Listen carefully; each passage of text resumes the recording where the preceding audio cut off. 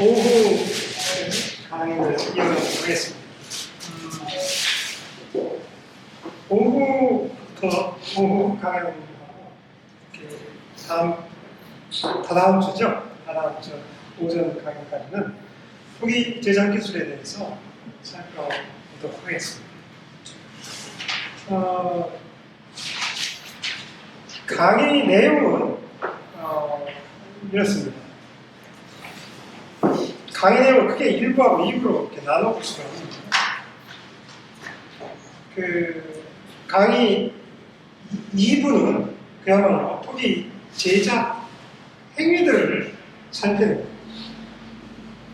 토기 제작 행위들을 우리가 토기 제작을 한다는 것은 전체적인 공정을 살펴보면 원료가 있는 점토 채취장에서 점토를 채취하는 데 시작합니다.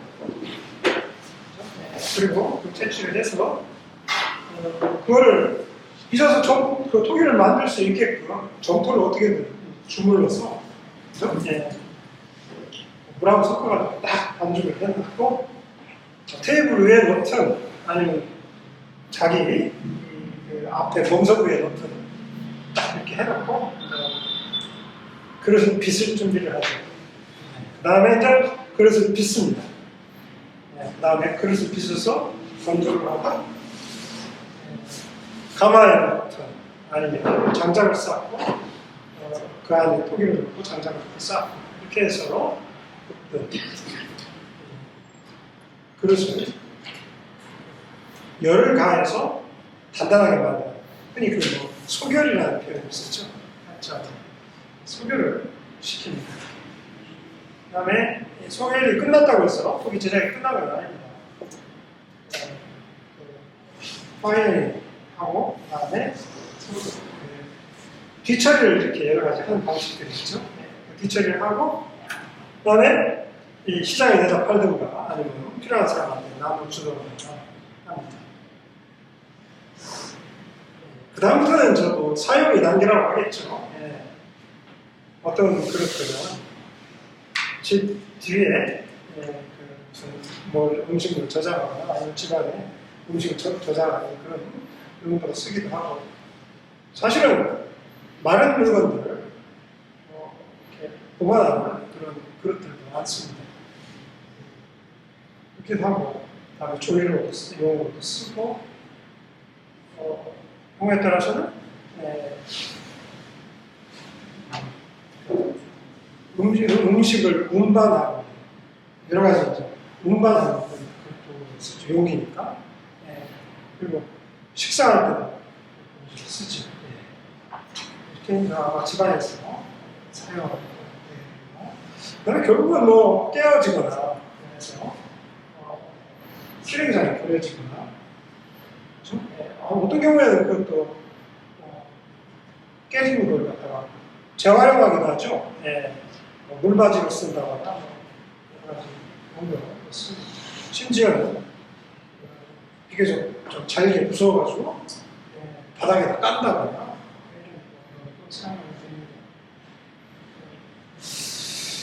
그래서 토기를 연구한다는 것은 그 토기가 어떻게 보면 토기 입장에서 보면 토기가 세상에 나오기까지 그리고 그 토기가 세상에 나와서 사람들과 관계하고 빼게 되고 그렇다고 끝난 건 아니죠.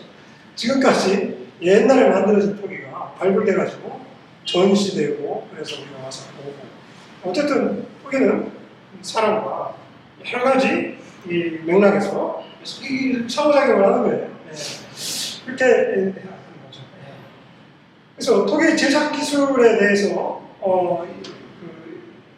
얘기한다는 것은 과거에는 좀 이런 것들을 토기 제작 기술에 대해서 굉장히 좀 뭐라고 해야 되나 굉장히 좀 형식적으로 접근을 했다고 할까요? 어떤 고대 토기에 나타나는 어떤 그런 파날문이 있고 장식이 있고 물레 문적이 있고 이런 것들을 굉장히 도식적으로 이해했습니다. 예를 들어서 이거는 물레질 흠 뭐 이거는 그 토기가 이제 태토의 성질을 가지고서 얘기할 때도 이게 조질, 정질, 정선된 점포 뭐 이런 식의 아주 도식화된 그런 설명들을 많이 했거든요. 사실 아직도 바이블 보고서 같은 거 보면 그런 표현들이 좀 많아요. 네. 근데 사실은 이와 같은 토기 제작 기술에 대한 접근들도 아까 제가 말씀드린 것처럼 토기민족 지구과학이라든가 여러 가지 실험적인 접근들 좀 이런 걸 통해 가지고 뭔가 그것이 구체적으로 인간 행위와 연결돼서 설명을 될 수 있는 방향으로 이렇게 나가고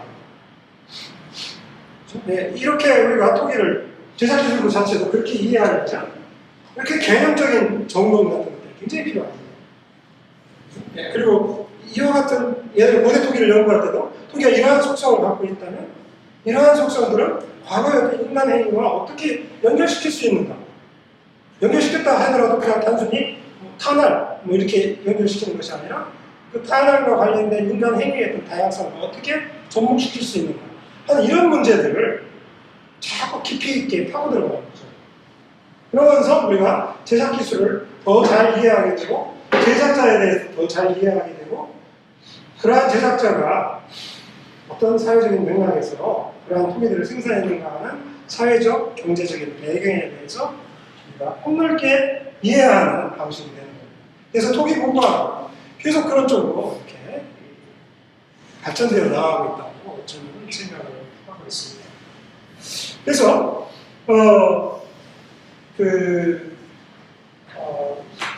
두 번째 강의는 바로 그 토기 제작 공정에 따라서 인간 행위의 어떤 다양성들을 이렇게 이름 붙여가면서 예를 들어서 깎기술법, 탄환술법 설명에 예를 들어서 토기 가마 같은 토기 뭐 야외 소성, 오븐 소성, 그다음에 가마 소성 이렇게 이름을 이렇게 붙여가면서 그리고 그런 이름 붙여진 그런 기술들이 여러 다양한 또 다른 그 기술적인 특징들을 다 이렇게 포괄해서 가마소성 하면은 실제로 가마소성에는 엄청나게 가마 자체가 엄청나게 다양할 뿐만 아니라 구조적으로 그리고 그걸 운영하는 방식들 굉장히 다양합니다. 그리고 세계 여러 지역에서 토기 제작자들이 그 가마의 각 그 위치라든가 이런 것들을 개념을 하고 또 그 위치를 그렇게 개념을 했다는 것은 그 가마를 자기가 어떻게 이해했다는 것이고 그렇게 이해했기 때문에 그런 가마 구조를 만들어냈고 그런 가마 구조 안에서 어떻게 연료를 집어넣고 언제쯤 연료 투입을 중단하고 이런 어떤 그런 다양성이라는 게 엄청나요. 이런 것들을 좀 이렇게 구체적으로 살펴볼 수는 없지만 그런 다양성들을 좀 더 이해하는 쪽으로 두 번째 제작 기술에 대한 두 번째 강의인데요. 오늘은 토기 제작 기술에 접근하는 몇 가지 개념들이 있습니다. 이런 개념들도 엄청나게 연구자들마다 많거든요. 근데 이거를 좀 줄여서 이거를 좀 더 줄여서 정리해서 우리한테 기초적인 토기 제작 기술에 접근하는 기초적인 개념. 토기 제작 기술에는 이런 식으로 접근한다. 이런 얘기를 하겠습니다. 써놓은 기록인데요. 토기 제작 기술을 설명한다. 토기 제작 기술을 설명한다는 것은 뭔가 아주 간단한 정의가 있더라고요. 오원 레이라고 하는 사람이 포토리 테크놀로지라고 하는 책에서 토기를 제작하는 기술과 사실은 여기서 기술이라는 말은 전통 구체적으로 말하면 기술 행위와 같은 개념. 토기를 제작하는 기술과 그와 연관된 물리적, 화학적, 기계적 원리를 설명하는 것이라고 이렇게 적었더라고요. 굉장히 굉장한 적합한 정의라고 생각합니다.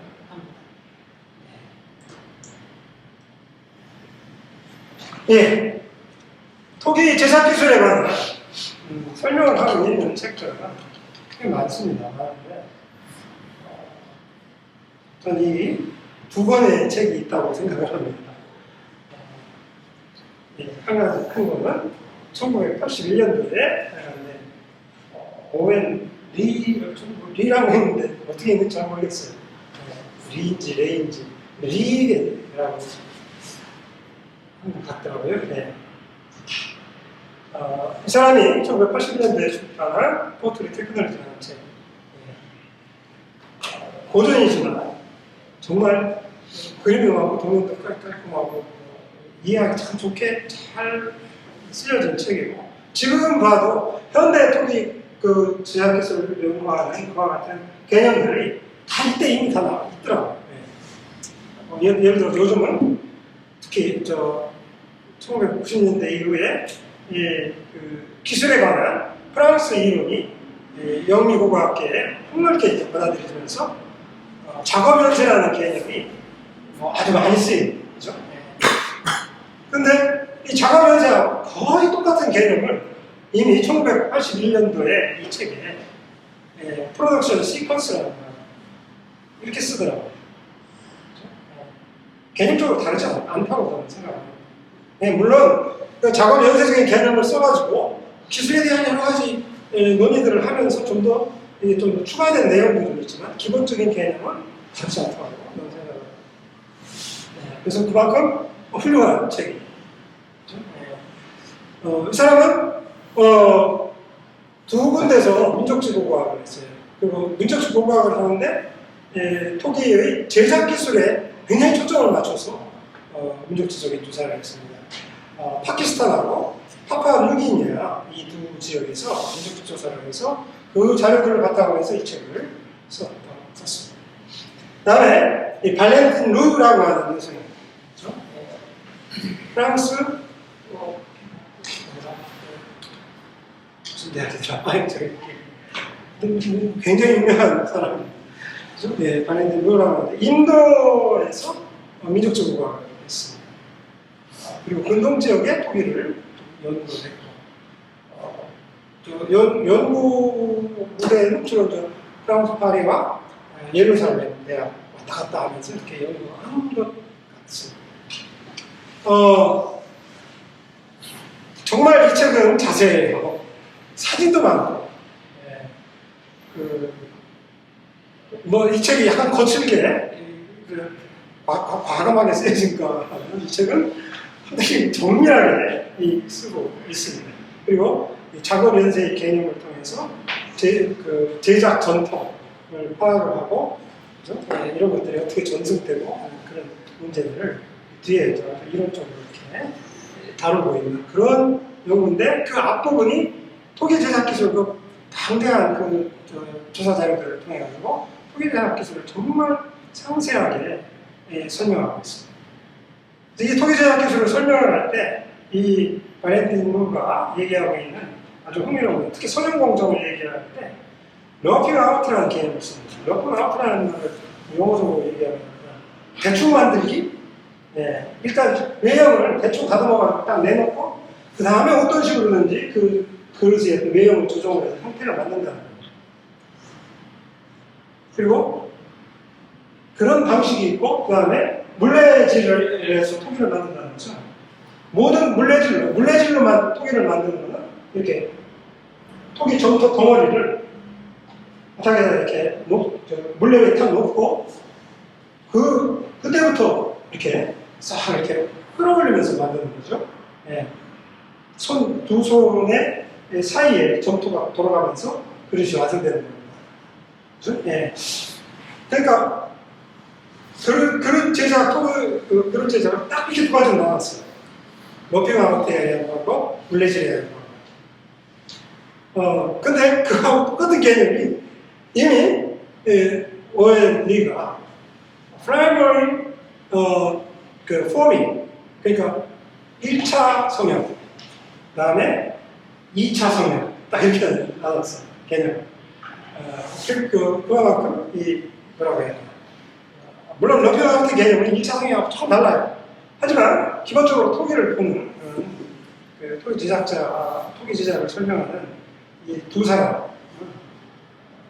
특히 먼저 이 책을 내놓은 사람, 그만큼 이 토기 제작의 어떤 전반적인 것들을 통찰하고 거기에 대한 아주 넓은 그리고 깊은 통찰력을 갖고 쓰여진 책이라는 것을 알 수가 있습니다.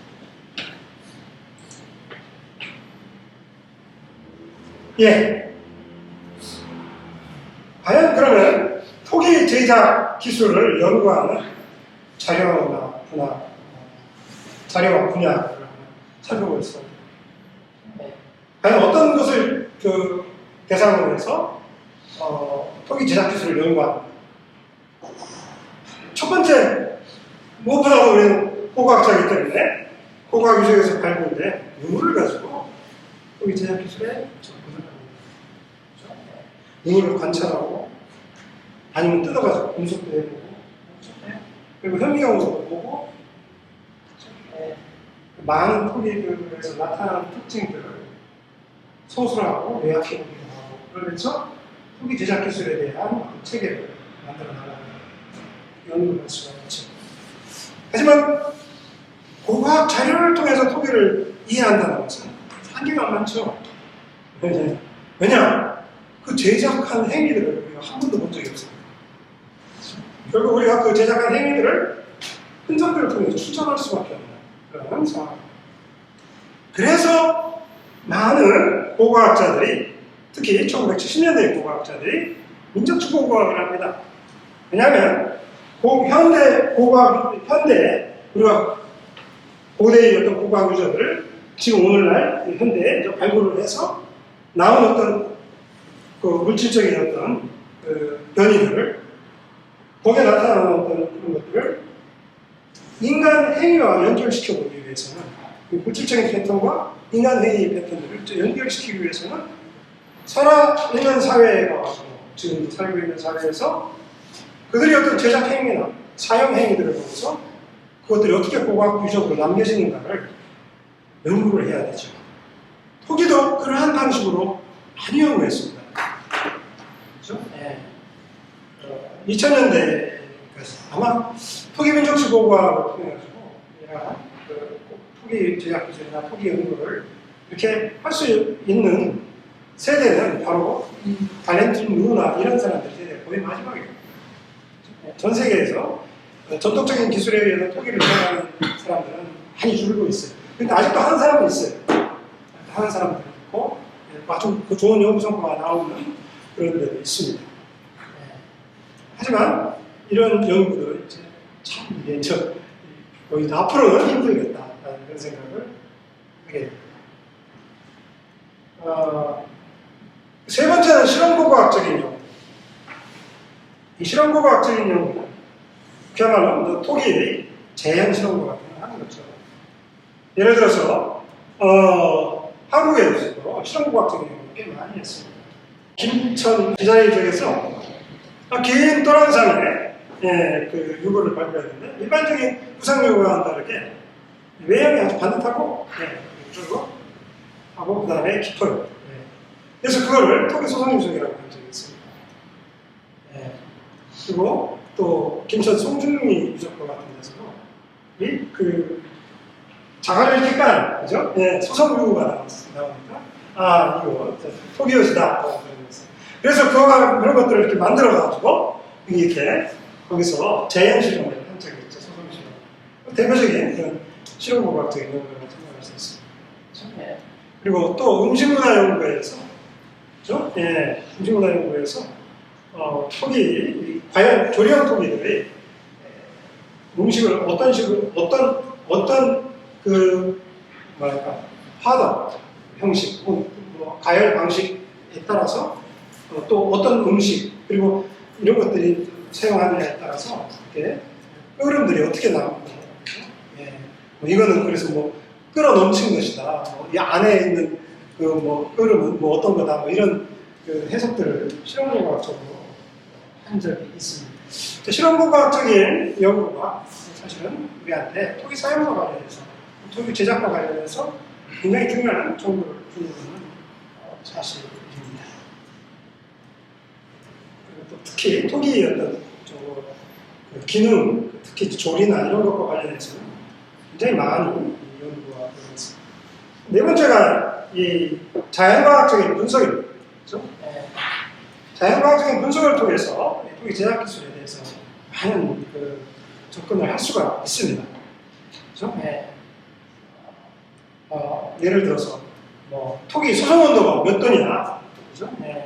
토기가 그동안 받은 열 이력들을 그 과학적인 분석을 통해서 검증해내는 것이죠. 특히 이제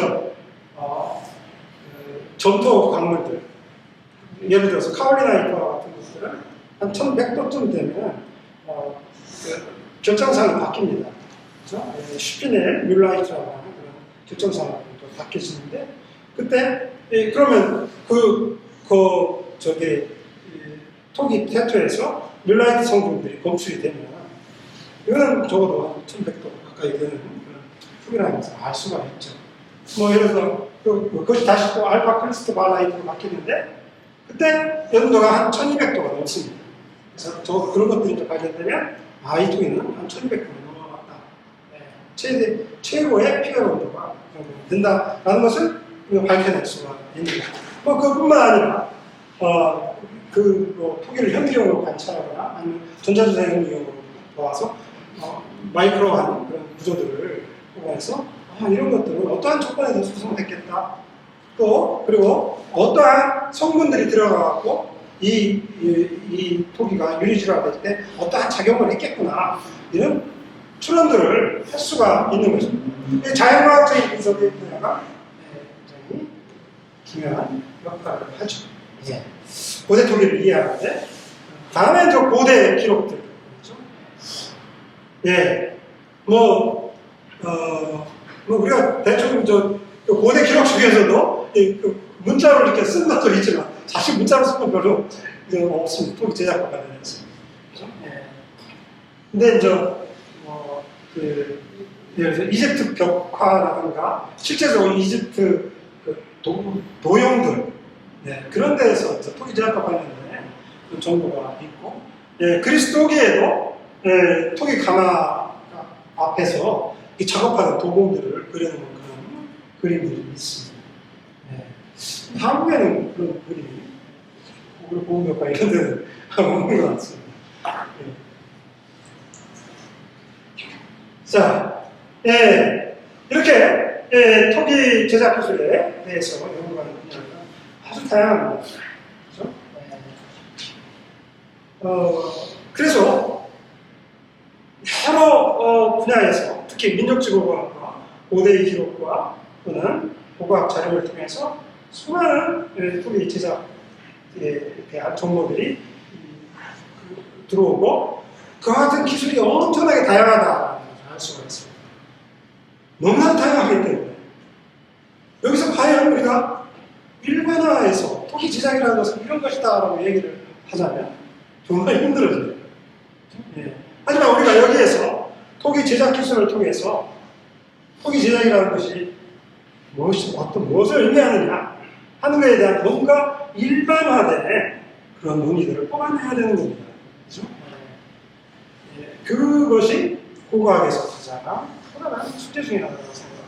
그림에 보시는 것은 25,000년대, 2500년, BC 2500년대 고항 시대에 일종의 토제 토구죠. 이건 아마 이 물레질을 하는 도공이 물레질을 하는 장면이고 분명히 한 손으로 돌리는 물레인 거고요. 이건 제품인 것 같습니다. 그렇죠? 그리고 토기 제작을 할 때 굉장히 좀 불편한 자세인데 그렇죠?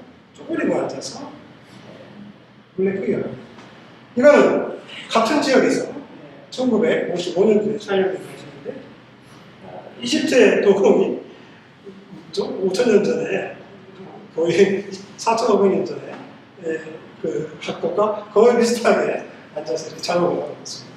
이 역시 물레는 아마 이 손으로 돌리는 것 같습니다. 다만 여기에 두꺼운 점토를 쌓아놨는데 점토 두께가 얇아요.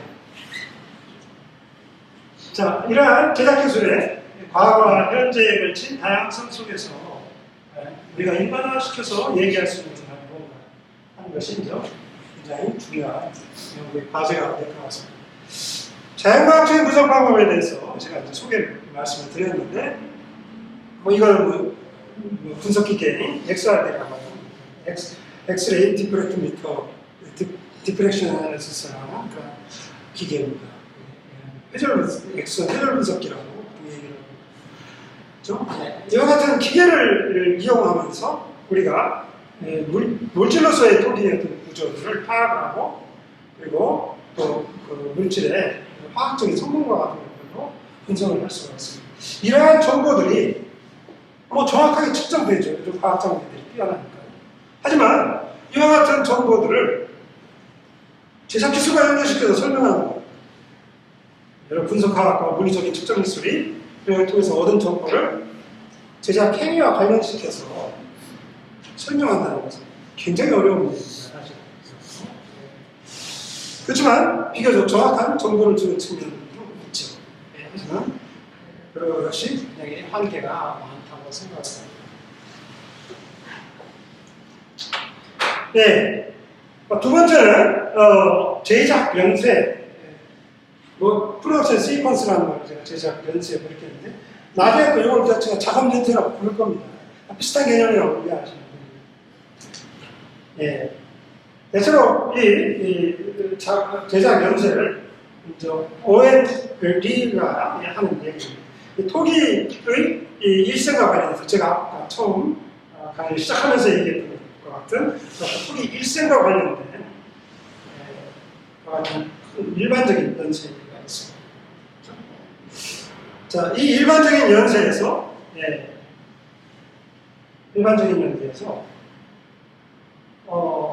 기술의 관점에서 봤을 때 이 각 작업들을 살펴보면, 그렇죠? 각 작업들, 그러니까 작업 연쇄, 그러니까 아까 점토를 채취하면서부터 소성에서 완성하기까지 이와 같은 연쇄를, 그렇죠? 연쇄적인 작업들을 이렇게 구분을 해보면 크게 두 가지로 나눠진다고 합니다. 이것도 참 흥미로운 얘기인데, 사실 이 필수적인 작업과 부가적인 작업은 프랑스 인류학자가 만들어낸 개념이거든요. 그 작업 연쇄에서 필수적인 것과 부가적인 것 구분을 했던 거죠. 피에르 르모니에라고 하는 사람이 이미 그거는 토기 제작 공정만을 분석하면서 이 개념을 딱 이렇게 제안을 했더라고요. 인용을 안 됐다는 거 보니까 그 사람 얘기를 채용을 또 혹시 또 그게 나중에 나온 이론입니다. 어쨌든 필수적인 작업과 부가적인 작업이 있다. 필수적인 작업은 도저히 그걸 빼면 그릇이 안 되는 거죠. 부가적인 작업은 그거 없어도 그릇은 되는 거죠. 그렇게 이해하시면 될 것 같습니다. 그래서 이 고정불변의 필수적인 작업들이 있고, 그리고 서로 다른 어떤 포인트, 공정의 서로 다른 지점에서 추가되는 작업들이 있다는 거예요. 그러니까 부가적인 작업들이 있다는 거죠. 그래서 토기 제작과 사용의 필수적인 작업은 뭐냐? 원료 점토의 존재를 파악하고 위치를 파악해 두는 것, 필요한 점토를 선정하는 것, 채취나 운반, 점토 가공, 성형, 건조, 소성, 뭐 이런 것들은 빼면 안 되는 작업을 중에 빼면 안 되는 작업들이에요. 그렇죠? 네. 자, 이러한 작업들이 변 작업들 사이에는 뭔가 피드백이 있어요. 예를 들어서 사용자가 그 제품을 사용하면서 어떤 그 제품에 대한 의견이 있을까요? 어떤 기능을 수행하기 위해서, 어떤 용도로 쓰기 위해서 그 그릇을 갖다 썼는데 이런 문제가 있다라든가 뭐 이런 의견들이 있을 수가 있습니다. 자, 그런 것들이 제작자에게 전달돼서 제작자에게 그런 피드백이 있다는 거죠. 그러니까 작업 연쇄가 이렇게 쭉 나가지만 이쪽 작업이 반드시 이쪽 작업에서 요 다음 작업에 연결될 때 이쪽 작업이 다음 작업에만 영향을 주는 것이 아니라 이쪽에서의 의견이 뒤로 피드백된다는 거죠. 그렇죠? 네, 그런 개념으로 그래서 우리는 어떤 작업 연쇄의 연쇄적인 과정에서 앞에 있는 것들이 어떻게 수행되느냐에 따라서 뒤에들이 어떻게 가고 이런 문제가 아니라 뒷부분이 앞에 이제 들어오게 되는 그런 것도 있다라는 그런 개념입니다. 아마 이건 아마 그 당시에 시스템 이론이 이제 유행했으니까 아마 그런 관점을 채용해서 이렇게 설명을 한 것 같습니다. 뭐 경제적인 피드백이라는 것은 뭐 우리가 그 토기는 어떤 기능성을 갖고 있기 때문에 그것이 사용되기 위해서 제작되는 것이죠. 네. 하지만 이것이 경제적으로 별 의미가 없다. 그죠? 네. 사용되지 않는 제품들이 그와 같은 더 이상 사람들이 이런 건 필요 없어 이렇게 생각을 하게 되는 그러한 그 제품의 제작과 그것과 관련된 공정들은 폐기된다는 거죠. 그렇죠? 네. 그런 식으로 이렇게 제작들이 대목이 됩니다. 부가적인 작업이라는 것은 이런 것들이죠. 네. 마연한다든가 채색한다든가 모든 토기가 마연되어 있지 않지 않습니까? 그렇죠? 슬립, 장식 뭐 이런 것들은 그릇의 쓰임새에 직접적인 영향을 주지 않습니다. 마연이나 슬립과 같은 것들은 굉장히 중요한 기능을 갖고 있어요. 그 된 것은 매끄럽고 확실히 모멘토기와 같은 경우에는 흡수율이 낮아집니다. 마연은. 그래서 쓰임새에 영향을 주기는 하지만 부가적인 거죠. 모든 그릇이 그렇게 되는 거 아니니까. 이런 것들. 근데 이러한 것들은 필수 공정에 비해서 굉장히 방식이 다양해요. 왜냐하면 필수 공정은 뭐 이렇게 진행되고 그 자체의 어떤 다양성도 적지만 이거는 필수 공정에 부과되는 건데 굉장히 다양하다. 여러 방식이 있어요. 그렇기 때문에 고과학자들은 오히려 필수 공정보다는 이 부가적인 공정에 더 초점을 맞춰서 연구한다. 그릇을 분류할 때. 네. 예를 들어 신석기 토기는 신석기 토기 연구자의 형식 분류하는 신석기 토기 연구자의 100%는 다 문양을 연구합니다. 네. 그래서 이미 뭐 조목토기 연구 시절부터 문양 분석하는 문양 분석의 개념적인 도구들이 나왔습니다. 네. 그래서 이 필수적인 공정과 부가적인 공정을 구분하는 것은 과거에 토기 제작에 그 토기 제작과 관련된 공정들이 갖는 어떤 의미라든가 공정들 사이의 상호관계 이런 것들을 파악하는데 굉장히 중요한 개념적인 부분이다. 이렇게 얘기를 하고 있습니다.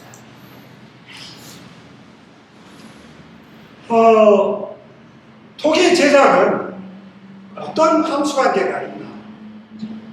이렇게 일단 토기 제작에 영향을 미치는 그 중에 대표적인 것은 한 4가지 정도로 우리가 생각을 해볼 수가 있는데 첫 번째는 토기 제작은 물질을 상대로 하는 것이기 때문에 무엇보다도 물리화학적인 법칙에 따라서 토기가 만들어집니다. 그렇죠? 그 다음에 그 물리화학적인 법칙에 따라서 물리화학적인 반응들에 개입하는 반응들을 유도하고 개입하는 도금들의 기술이 있죠. 그 기술의 범위가 있습니다. 이 범위를 이해하는 게 중요합니다. 어떤 토기 제작자가 가지고 있는 기술적인 여러분 그 모든 전통사회의 토기 제작자들이 가마에 대한 기술을 갖고 있지 않습니까? 원래에 대한 기술을 갖고 있잖아요. 그런 것처럼 그들이 가지고 있는 기술적인 범위가 다 다르다. 거기에 따라서 이러한 토기가 만들어집니다. 그렇죠? 세 번째는 물질과의 상호작용. 그렇죠? 이를 통해서 기술적인 도공의 기술적인 범위가 계속 다시 정해집니다. 그렇죠? 예를 들어서 점토의 선택과 같은 것들도 소송을 해봐야 알거든요. 성형은 빼고라도 소송을 해보면 이런 점토는 이런 문제가 있구나라는 것을 뭐 처음에는 몰랐을지 모르지만 소송을 반복해서 나옵니다. 그래서 이런 점토를 사용하게 되면 이런 소송법을 써야 되겠구나. 가마의 분위기를 어떻게 조정한다든가 그렇게 하게 됩니다. 그리고 그래도 불구하고 나는 이런 지휘 토기를 소송하고 싶어 했을 때 그와 같은 소송을 하려면 가마의 온도를 높이거나 뭐 그렇게 해야 되는데 그때 이 소송에는 이런 절도가 필요해 하면서 이 소송법과 원료 절도에서는 정말 깊은 함수관계가 있고 실제로 이에 대한 민족수조사 자료들은 그들의 어떤 경험과 그 소송법과의 어떤 관계에 대해서 꽤 많이 얘기를 하고 있습니다. 전통사회에 약간 질이 별로 안 좋은 그런 그릇들을 만들어 쓰는 사람들은 원래 전투와 소송들 사이에 관계에 대해서 아무런 생각이 없는 사람들도 있어요. 그렇죠? 네. 아무런 생각이 없는 사람들도 있다고. 그렇죠? 네. 뭐 예를 들어서 카메룬 지역에 그 바피아 언어를 쓰는 도공들에 대해서는 뭐 이 사람은 뭐 전투를 그렇죠? 네. 뭐 어떤 전투 이곳저곳에 전투를 갖다 쓰는데 항상 소송 똑같은 방식으로 이게 뭐 달라지지 않느냐 그런 걸 보면 그게 그거다 이렇게 얘기를 한다는 거죠. 하지만 이 기술의 차원에서 봤을 때 전투선택과 소송법은 굉장한 함수관계가 있는 거죠. 우리나라의 도주토기 어떤 발생과 각 지역적인 차이 그리고 그 토기의 그 소송 원료 전투뿐만 아니라 그 그릇의 어떤 두께도 소송과 함수관계가 있습니다. 이런 것들이 긴밀하게 관계를 합니다. 이것이 바로 물질과 도공이 상호작용을 하면서 기술이 이제 바뀌어 나가는 것이죠. 그 다음에 환경, 경제, 문화적인 변수, 이걸 갖다 총체적으로 문화적인 압력이라고 할 수 있는데 이런 것들이 그릇의 어떤 형태를 좌우한다는 것은 참 설명하기 어려운 문제이긴 하지만 물질 문화의 가장 기술의 어떤 변화와 변이 이런 것들을 설명하는데 중요한 배경이라고 할 수가 있습니다. 예, 문화적 압력에 의해서 토기 제작 기술이 여러 요소가 따로 빼서 얘기한다면 결정된다는 거죠. 우리가 깊이 생각하지 않아도 충분히 이해하는 얘기입니다. 우리가 대표적으로 문화적인 전통 때문에 토기 제작 기술이 거의 변치 않고 지속되는 그런 경우가 있을 수가 있죠. 그렇죠?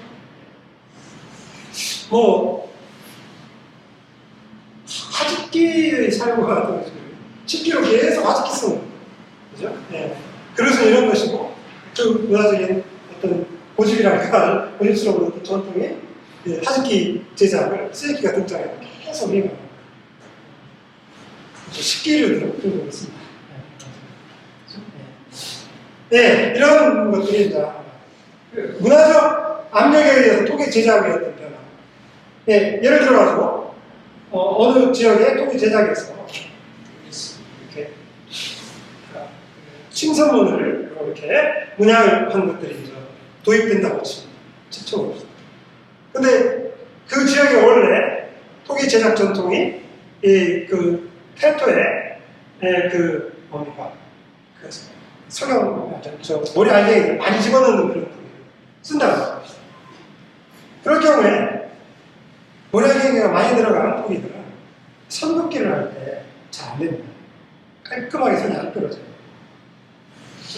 특히 붉은 입자, 가는 실수성 입자가 들어가면 되지만, 그래서 우리가 크게 보면 우문토기는 거의 이 칩선문이 없어요.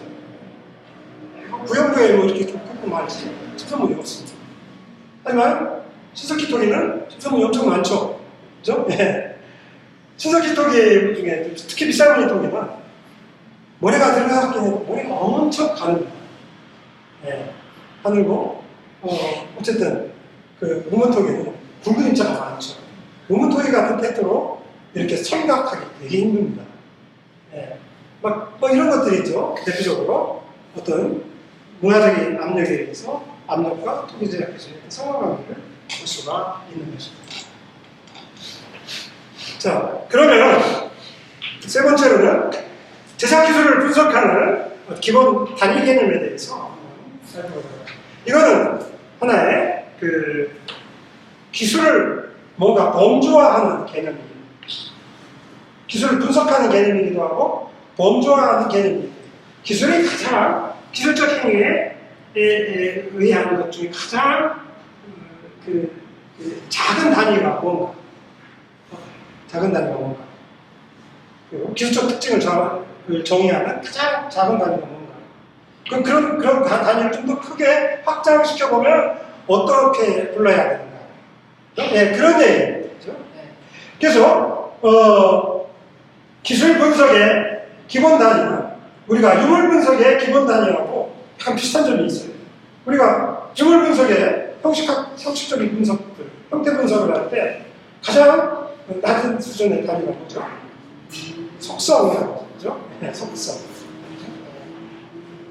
어떤 속성을, 그런 속성들이 모여가지고 하나의 유물 형식이 되잖아요. 그렇죠? 네. 그런 것처럼 속성, 역시 제작기술 분석에서도 속성이라는 것이 가장 허전합니다. 그 다음에 이러한 속성들이 모여가지고 어떤 기술적인 행위가 이루어집니다. 정의가. 그리고 기술적인 행위. 근데 하나의 기술적인 행위에 하나의 속성이 배정되죠. 보통. 그죠? 예. 그래서 속성은 하나의 기술적인 행위를 드러낸다. 이렇게 얘기를 할 수가 있습니다. 자, 이러한 기술적인 행위들이 특히 순서를 갖고 배열돼가지고 하나의 작업의 연쇄로서 이렇게 파악된다면 그것이 바로 아까 얘기했던 제작의 연쇄, 작업의 연쇄와 같이 정의가 될 수가 있습니다. 자, 이와 같은 제작의 연쇄, 작업의 연쇄는 그죠? 네. 어느 지역에서 예를 들면 A라는 문학의 그런 작업 연쇄가 있었고 그 다음에 이어지는 B라는 문학이 2단계, 3단계 계속 이어질 수 있습니다. 작업 연쇄가. 그죠? 그리고 또 어떤 경우에는 여러 지역들에 그와 같은 작업 연쇄가 공통적으로 나타날 수도 있는 거죠. 그렇죠? 그랬을 때 좀 더 이러한 작업 연쇄들이 이렇게 전송되고 또 전달돼서 확산되고 하는 이러한 큰 범위의 뭔가 이런 작업 연쇄의 군이 있을 거예요. 그죠? 그런 것을 기술적 전통이라고 보통 얘기를 할 수가 있습니다. 그죠? 자, 그래서 이런 기본 단위들은 그럼 약간 위계적인 분리단위죠. 네. 이것이 기본 단위들이 어떻게 관계하는가. 그죠? 네. 속성은 기술 행위를 드러냅니다. 일련의 기술 행위들은 작업 연쇄를 구성합니다.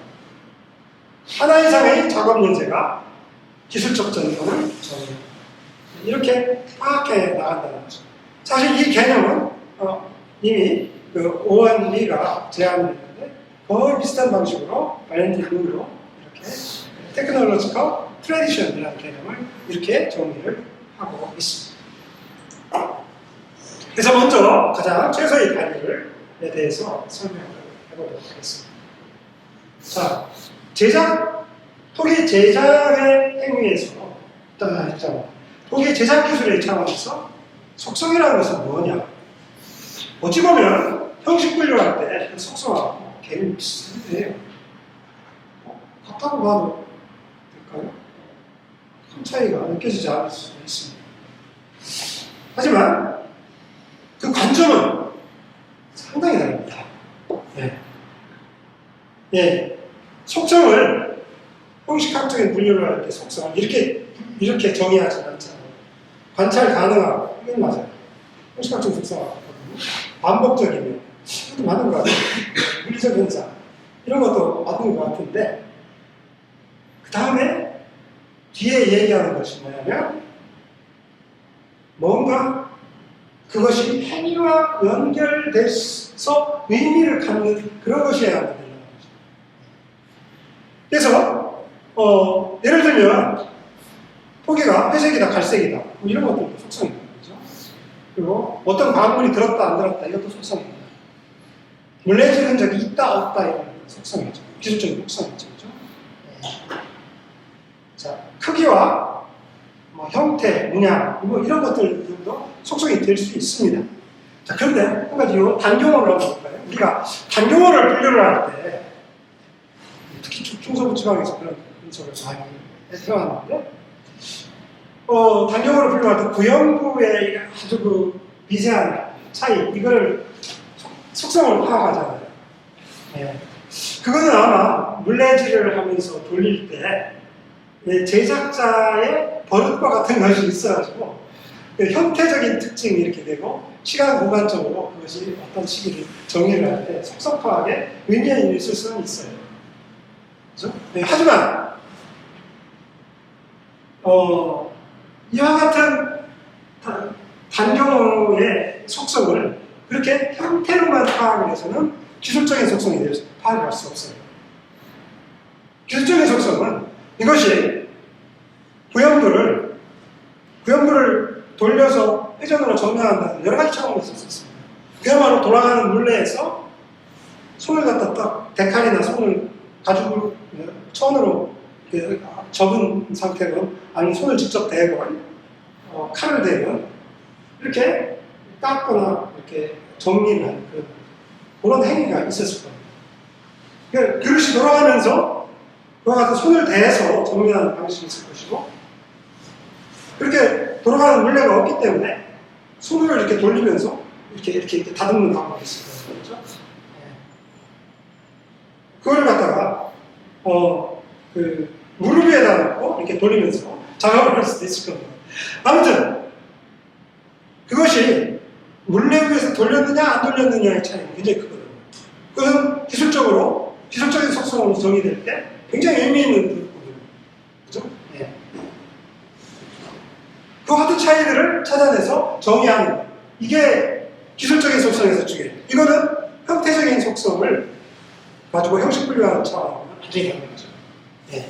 그래서 그와 같은 그러니까 기술적 행위와 연관시킬 수 있는 것이 바로 기술적 속성에서 의미가 있다.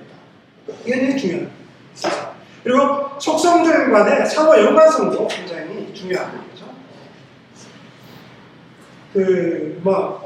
예를 들어서 심지어는 토기에 들어있는 점토 입자의 구성, 예를 들어 굵은 입자가 많다, 가는 입자가 많다, 이런 것들의 어떤 특징들이 토기의 어떤 그릇과 혹은 토기의 두께와 그리고 아까 얘기할 때 심은 기법과 이런 거 다 연관된다는 거죠.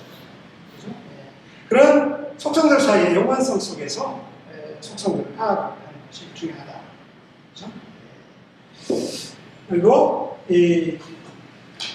그와 같은 그러한 측면, 그러니까 각각의 속성들이 기술적 행위들을 반영하고 있기 때문에 그와 같은 기술적 행위들 사이에 관계를 파악하는 것이나 마찬가지죠.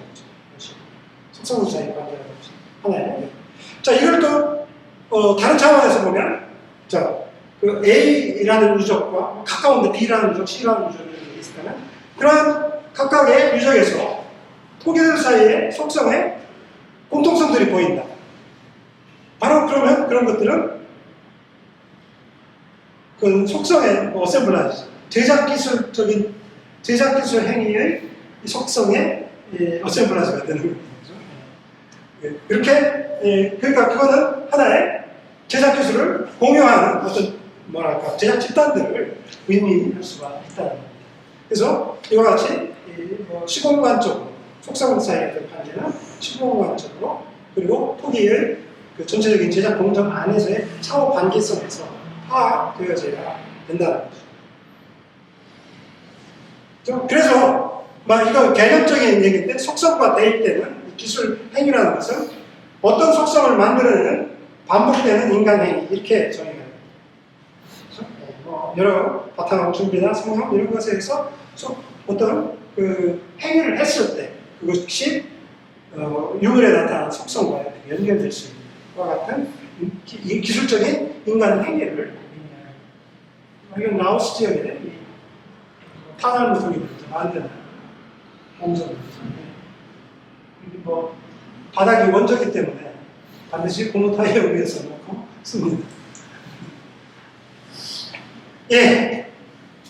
다음은 작업 연쇄에서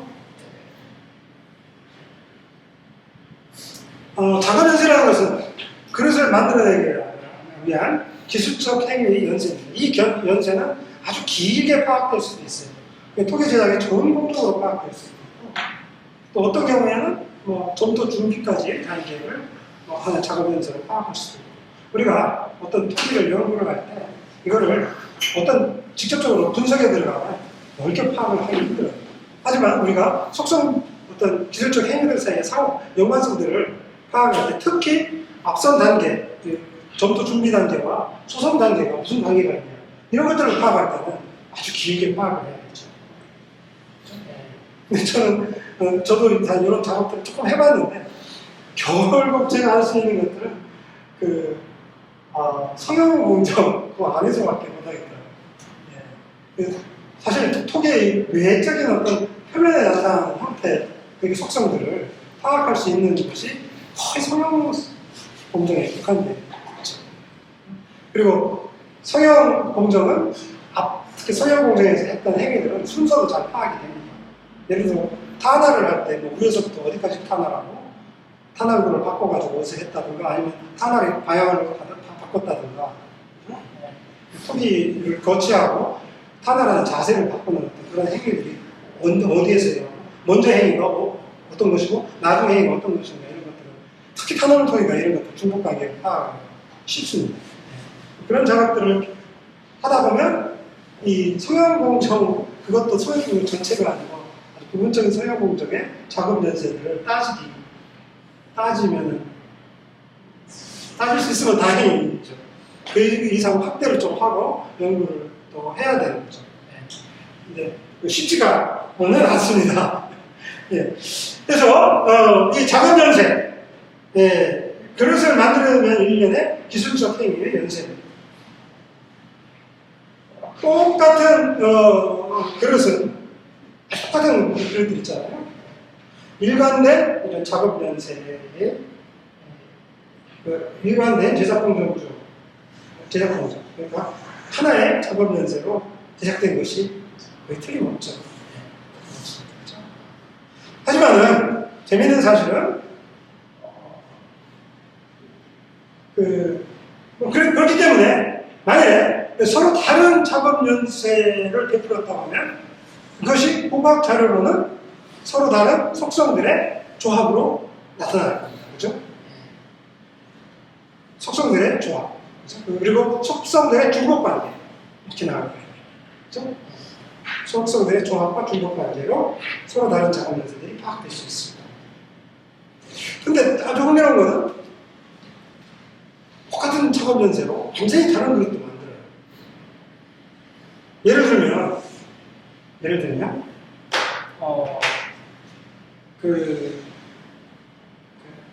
백제 지역, 특히 한성 백제 지역에 이 탄알문 옹과 단경호가 자세만 조금 달랐지 거의 똑같은 작업 연세를 합니다. 그래서 탄알문 단경호가 옹에 비해서 훨씬 넓지 않습니까? 그러니까 유독 한강유역의 탄알문 옹은 다른 지역의 탄알문 옹보다 좀 넓어요.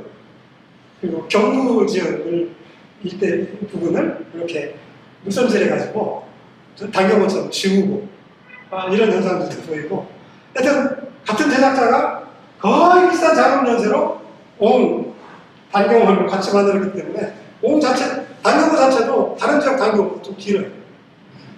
약간 깁니다. 그리고 너무나도 그건 아마 어떤 기술적인 문제들을 좀 무시했다는 측면도 있어요. 뭐냐면 거기 탄알문 단경호는 옥 만드는 점토와 똑같아요. 모래알갱이가 많이 들어가 있습니다. 그거는 사실은 단경호는 그런 점토를 만들면 안 되거든요. 안 돼요. 성형할 때 힘들어요. 물레돌리기가 좀 어렵고 단경호를 만들기는. 그런데 그렇게 했다는 거죠. 예. 자, 아무튼 그러니까 똑같은 완전히 다른 것을 만들 수도 있다. 그리고 완전히 다른 작업 연세로 똑같은 그릇을 만들 수도 있다. 그러니까 물론 같은 기종이지만 형태는 많이 다르죠. 네, 예를 들면, 특히 한강유역에, 원상국 시대에, 탄화문 단경, 꼭 남강에서 보이는 탄화문 단경 같은 것들이, 회색 탄화문 단경 같은 게 있지 않습니까? 그 탄화문 단경은 중도식 톡이 만드는 기술로 탄화 하나도 안 하고, 그래서 둥글게 만들려면 탄화를 해야 되는데, 탄화 하나도 안 하고, 그 마연으로만 다듬어가지고 단경호를 만들어요. 저는 그 단경호를 방제 단경호라고 하는데, 네, 중도식 방제 단경호, 탄화문 단경호. 그런 모양은 비슷해요. 하지만 완전히 다른 작업 문제예요. 네. 그래서 같은 기종을 다른 작업 문제로 만들 수 있다. 그래서 우리가 작업 연세들을 비교할 때 이 작업 연세에 들어가는 것은 작업 연세에 새로운 제작행위 요소가 들어가고 어떻게 믹스되는가, 그리고 또 그런 작업 연세는 어떻게 교체되는가, 서서히 교체되는가, 되게 빠르게 교체되는가, 제작자가 교체된다는 의미인가 아닌가, 뭐 이런 여러 가지 문제들을 내놓고 있어요. 그렇기 때문에 동시대 그리고 서로 다른 시대에 같은 그릇을 만드는 작업 연세, 그리고 또 다른 그릇을 만드는 작업 연세들은 면밀히 비교해 볼 필요가 있어요. 그래서 제작 기술이 어떻게 전승되고, 그렇죠? 예, 그런 집단을 넘어서 어떻게 전승되고, 또 그 집단 내에서 어떻게 전승되고, 왜 그러한 전승이 이루어지고, 어떤 때는 그런 것들이 교체되는지, 이런 것들을 설명하는데 이 작업 연세의 개념은 굉장히 중요하다는 거죠. 그래서 작업 연세의 비교, 서로 다른 기존 간에, 서로 다른 집단 간에 이런 비교가 굉장히 중요하다. 자, 여기 보시면 작업 연세 A와 B 하나의 가상적인 얘기가 있어요. 예, 발형 토개를 만드는 작업 연세입니다. 예. 둥근 점토개를 만들고, 뭐 민족사회에 있는 얘기고 우리 건 아닙니다. 둥근 점토개를 만드는 거, 둥근 점토개 작업도 똑같아요. 2단계 같아요. 3단계 같아요. 4단계 같아요. 그죠? 근데 5단계에는 작업연세 A는 데칼로 이렇게 바닥에 점토를 깎아가지고 마무리하는 거고, 작업연세 B는 그 젖은 물손이나 이런 직물을 이용해서 이렇게 문질러서 마무리하는 거고, 그 다음에 작업연세 같다. 자, 이와 같은 작업 연세들 사이에 거의 같은 단계라고 생각되는 단계에서 이런 변화들이 나타납니다. 이런 다양성들을 설명해 주는 것이 작업 연세적인 관점에서 토기를 이해하는 아주 중요한 일이라고 생각합니다. 네, 여기 뭐 옹탄할 성형인데, 동일한 기종을 서로 다른 지역에서 서로 다른 작업 연세로 하는 거예요. 하지만 그 작업 연세는 어떤 단계에서만 차이가 있어요. 네. 그래서 외형은 굉장히 비슷합니다. 특히 원상국 시대 호남지방, 그 다음에 영남지방, 한강유역, 똑같은, 왜냐하면 부뚜막이 거의 동일한 부뚜막을 사용했기 때문에 거기다 걸어서 쓰는 조리용 토기도 형태가 비슷하죠. 근데 약간의 차이가 있는데, 이 형태의 차이, 장폭비라든가 뭐 이런 비례의 어떤 차이도 사실은 작업 연세의 차이 때문에 생기는 거라고 생각합니다. 뭐 간단히 말씀드리면, 예를 들어서 한강유역에서는 옹을 제작을 할 때 물레배에서 제작을 합니다. 다른 데서 물레를 사용하죠. 그 물레 사용을 어떻게까지 하는지는 한강유역이 가장 뚜렷하게 나옵니다. 그죠? 그래서 바닥을 평저로 하고 이렇게 점토를 쌓아 올려가지고 물레질을 대충 다 만들고, 물레에서 만들고, 그 다음에 탄화를, 동체부를 탄화를 하고 구연부를 이렇게 깨끗하게 정면을 합니다. 사실 이게 탄화를 하는 단계가 되면 그릇이 꾸들꾸들하게 말린 상태여야 하거든요. 근데 미리 전체적인 외형들은 잘 조정이 되었을 겁니다. 경우가. 근데 이제 마지막 단계 손질을 이렇게 하는 거죠. 이렇게 하고, 아니면 경부를 나중에 붙일 수도 있습니다. 사실 그렇게 보여지는 그런 부분도 사실 있습니다. 아무튼 그렇게 해서 나중에는 물레에서 떼내고 저음만 다른 탄알 도구를 이용해서 자른 기기가 좀 달랐겠죠. 그래서 이렇게 격자문으로 이렇게 탄알을 해서 완성 이렇게 나갑니다. 그에 비해서 호남지방은 그 동체로 그 상과 하부를 따로 만듭니다. 그리고 나중에 그걸 붙입니다. 이 붙일 때 가운데 부분에다가 점토를 좀 덧대고 바르고 이래가지고 탄알을 접합 부위를 다시 탄알하기 때문에 중간에 완전히 방향이 다른 탄알대가 탁 들어가요. 붙입니다. 그 다음에 영남지방의 탄알은 저쪽 지역하고 비슷한데 중요한 건 뭐냐면 영남지방에 이거는 4세기 이전에 없어진 기술, 4세기 아니야. 5세기 전반 이전에 없어지는 기술인데 특히 격자문으로 같은 경우에 이거는 바닥을 이렇게 그 평저로 했다가 탄알을 해서 밀어내가지고 하는 것이 아니고 꽃갈 모양의 저음을 갖다 붙입니다. 그래서 경우에 따라서는 밑에 부분까지 좀 더 탄알을 하기도 합니다. 어떤 경우는 그냥 마이너스 붙이더라고요. 그런 차이들이 있습니다. 자, 이런 그 작업 형태의 차이 때문에 형태의 차이들이 나타나고, 그죠? 그런 차이가 나타납니다. 다음에 그 분석 단위로 기술 전통에 대한 정의입니다. 이 기술 전통이라는 것은 이 작업 연습을 각 그릇들 사이에 어떤 집단이 쓰는 각 그릇들 사이에 그 다음에 집단과 집단들 사이에 어떤 높은 상관성을 가지고 존속되는 작업 연습을 기술 전통이라고 할 수가 있습니다. 여기에 있는 작업 연습들은 세부적으로 조금씩 약간씩의 차이는 있더라도 그와 같은 작업 연습의 그 자체, 작업 연습에 관한 기술적 행위들이 어떤 요소들의 배열 관계라든가 이런 것에서 서로 상당한 관련성을 갖고 이렇게 존속되는 것을 할 수 있죠.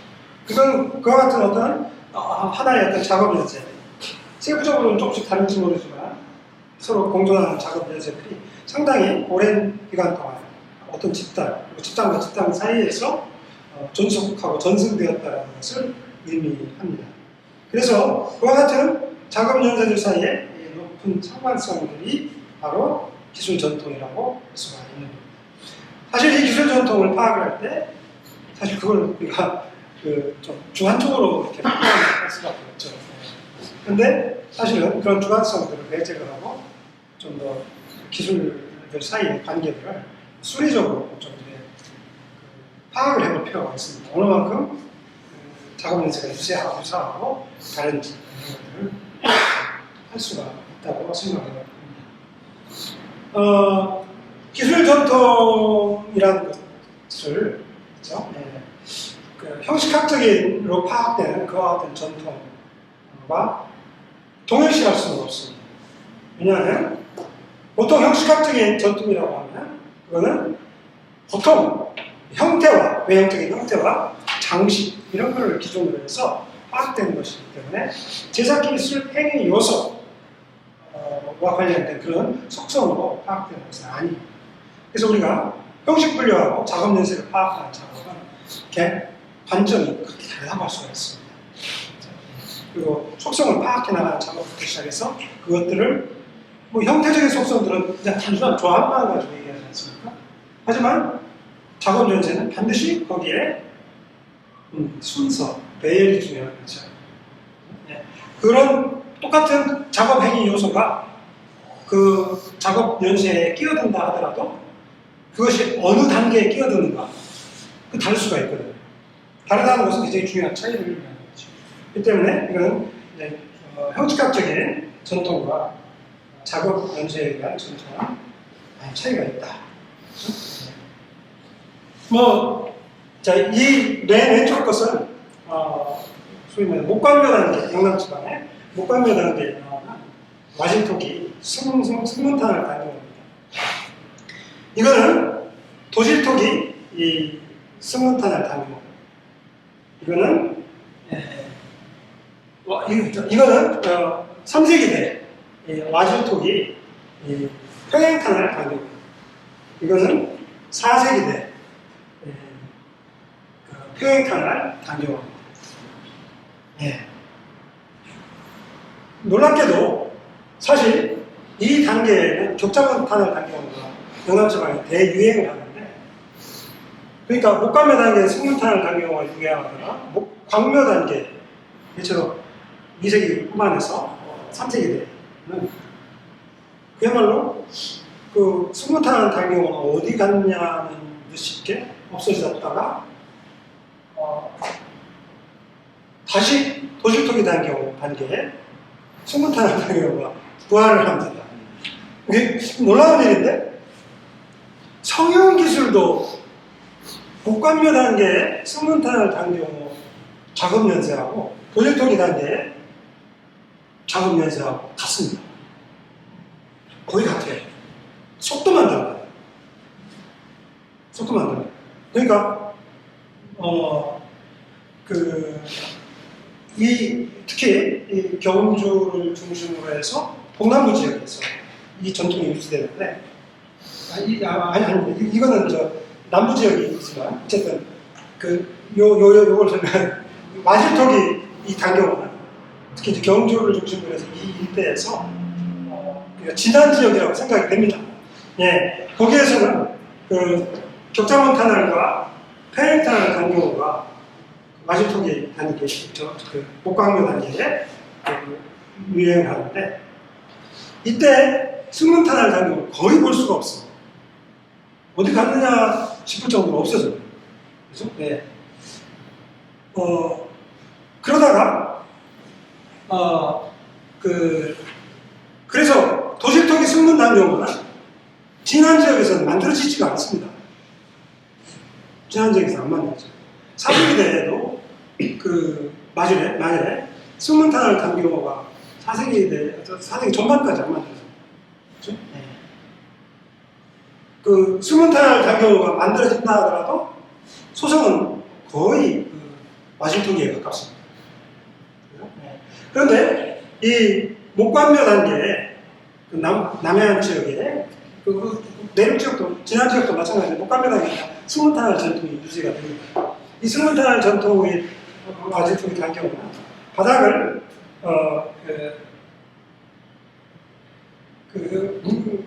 빠른 물레는 아니지만 물레 위에서 탄화를 하고 바닥까지 탄화를 합니다. 그리고 이제 경부를 물레 위에서 정면을 합니다.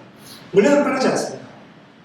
하지만 광묘 단계에 진안 지역에 그 와실통이 단 경우는 평행 탄화는 아주 적습니다.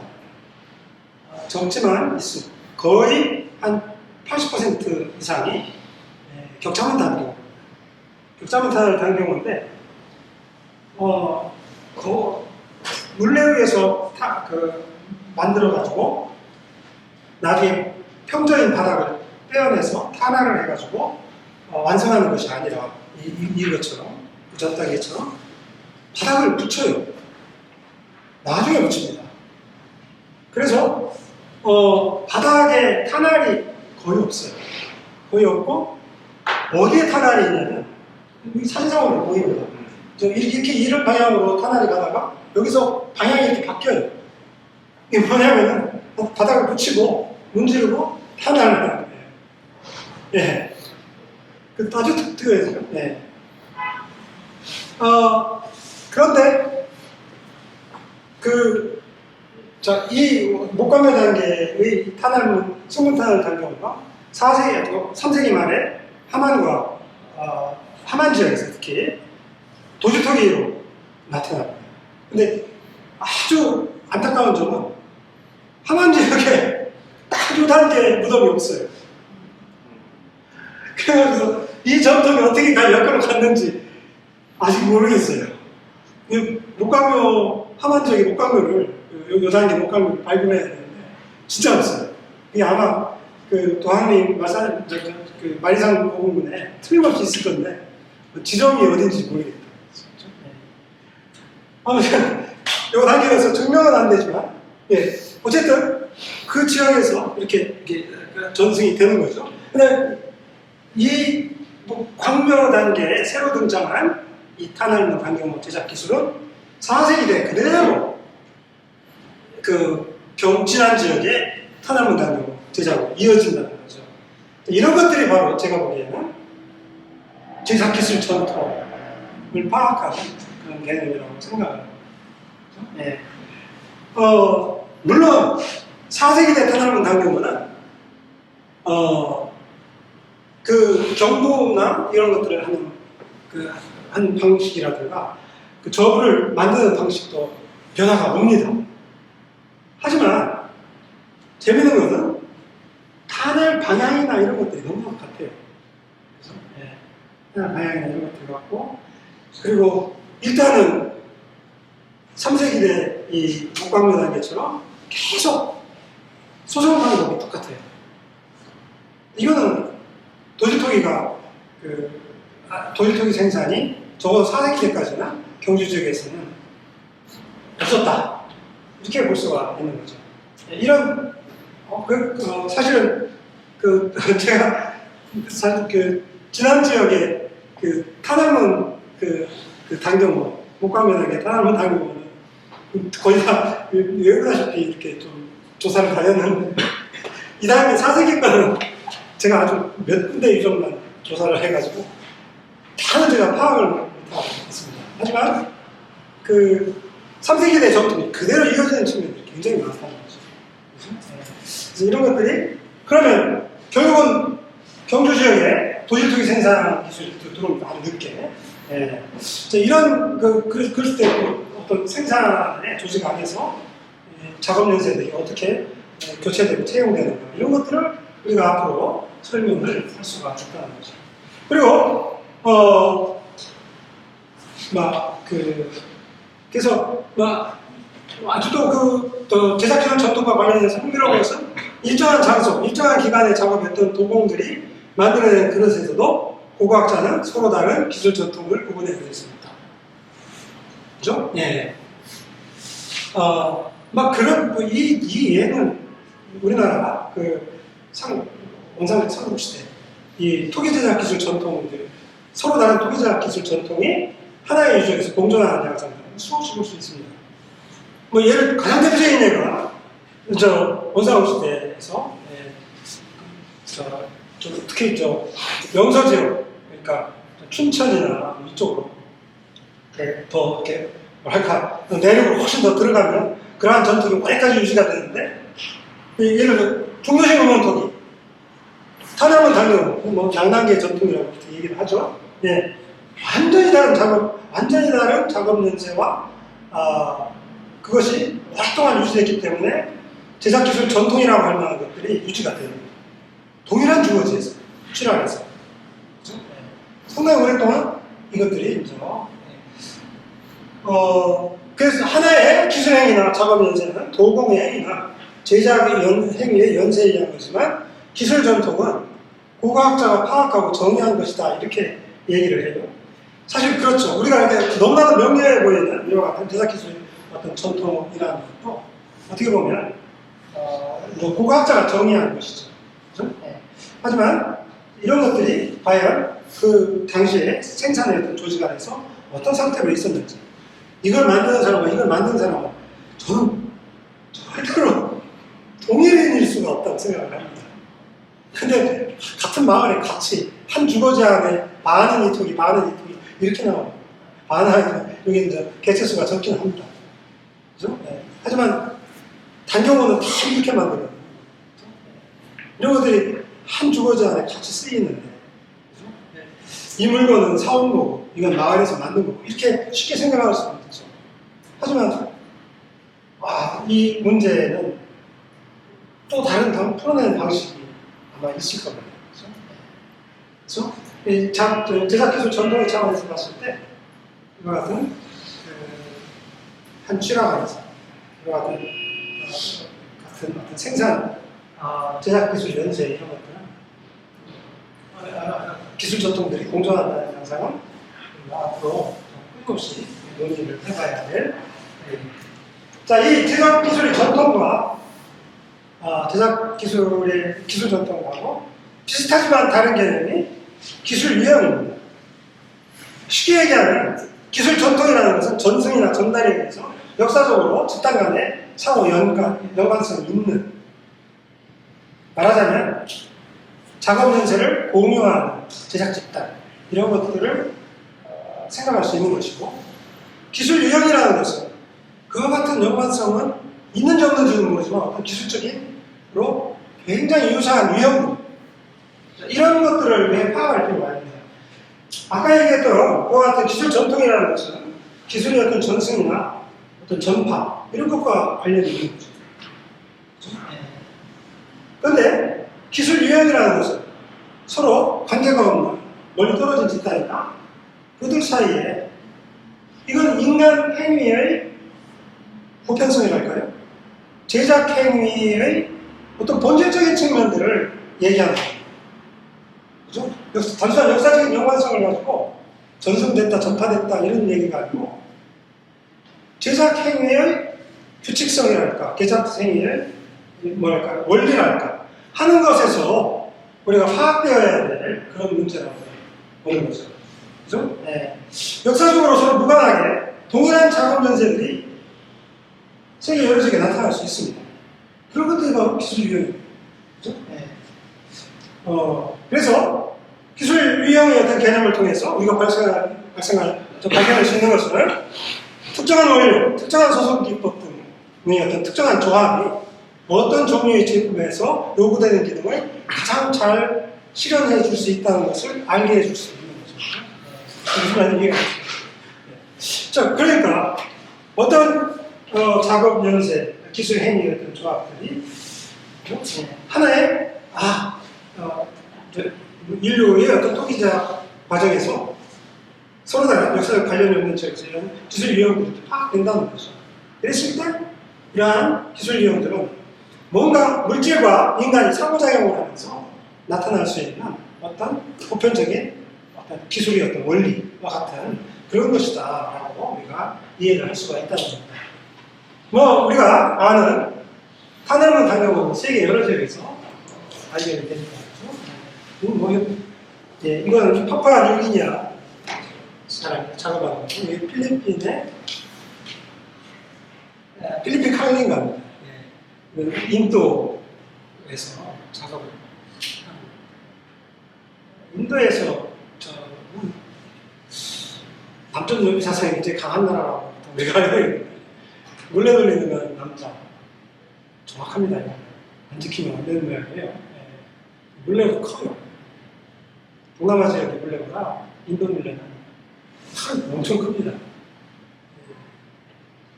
탄화에도 이제 남자가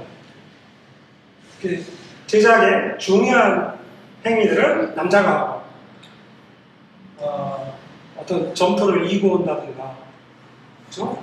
동네 나와가지고 폐타이어나 연료를 주워오는 여자가.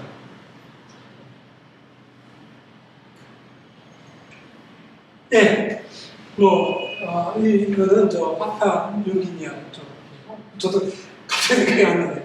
하여튼 세계 여러 지역에 토기 제작형이 이게 다 탄화를 하는 것인데, 이게 잘못 들어갔습니다. 이게 탄화를 하는 거예요. 탄화가 물레 사용하는 소리인데, 그냥 세계 여러 지역에 탄화 문턱이, 탄화 기법이 활용되는 것들을 한번 찾아봤습니다. 찾아봤는데, 크게 아주 현대 걸 제외하고, 그러니까 전통이 파푸아 뉴기니아는 현대에 관찰된 거지만, 이게 좀 오랜 전통으로 이렇게 유지되었던 지역입니다. 크게 보면 중국, 인도, 파키스탄, 그 다음에 멜라네시아, 저기 피지까지 이제 탄화하는 기술이 분포하는 범위가 이렇게 있습니다. 다음에 그 근동지방에 탄알 기술이 없고요. 유럽에 없습니다. 아프리카 서부나 동부 아프리카 지역의 민속 자료들을 보면 탄알 기법을 저는 아직 못 봤어요. 민속 자료 많이 찾아봤는데 못 봤습니다. 그다음에 미국의 미대륙에 그 중남미 지역에도 탄알이 있다고 합니다. 근데 거기 가보지도 못했고요. 미국에 탄알 도기들이 여러 군데 있습니다. 캘리포니아에도 있고, 캘리포니아는 포기 안 했습니다만, 우드랜드 문학이라고 하는 저쪽 동부 지역에 탄알 도기들도 있고, 캔자스 이쪽에 가고 서남부 지역에도 있고. 근데 이 탄알 도기가 유행했던 시기가 조금씩 달라요. 그 텍사스의 팬핸들이나 그다음에 노스다코타의 북미주리 강 평원지대 이런 지역에 탄알 도기들이 보고가 돼서 저는 한 3군데를 가봤습니다. 가서 봤는데 탄알 도기 확실합니다. 근데 미국 고고학자들은 탄알 도기에 대해서 아무 관심도 없다. 탄알 도기가 제가 미국 고고학회에서 여러 군데 찾아봤는데 탄알 도기를 가지고 쓴 논문이